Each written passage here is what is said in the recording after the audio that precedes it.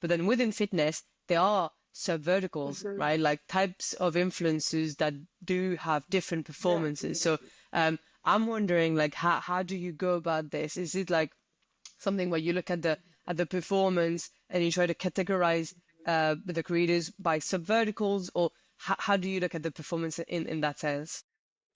Understanding why something works, I think is super crucial, right? Like when, let's say you book influencer X, like to really understand, like, is it the vertical? Is it really the fact that it was a, let's say, story versus reel? And if you're running like, like huge budgets, like very large budgets, like we did at AG, it's also super important for you to understand like why things work for you so that you can do more of the things that work in an industry, let's say like in a shrinking, let's say, inventory at some point, like there is just not that many relevant influencers for your brand. So definitely, I think this is super important. What we did at AG, more towards like year 3 or so running the program, we tried to kind of work out a sheet in which we started like a matrix in which we housed all of the influencers, and then you go through all of the hard metrics, right? Like vertical, subvertical, age and gender, like everything, demographics, and then we kind of like try to,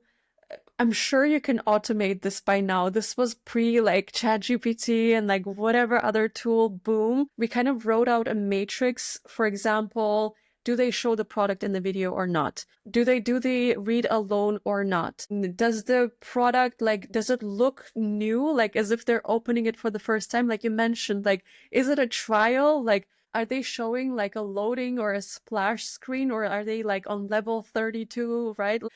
So all of these things, like, yeah, you can find out like some very relevant kind of common denominators, right? Like for each channel, like is it in let's say, is it a pre, mid, post roll? Is it within the first 1/3 of the video or the piece of content? Is it 1 minute? Is it 3 minutes? Was the read done with the co-host or with the guest of the episode? So try to like, I would try to identify common themes and then look for pattern, right? Like, so ultimately it's pattern recognition, but input has to obviously make sense. And I would look for, yeah, common denominators for your kind of campaign, and then try to rate what you've done across those kind of dimensions.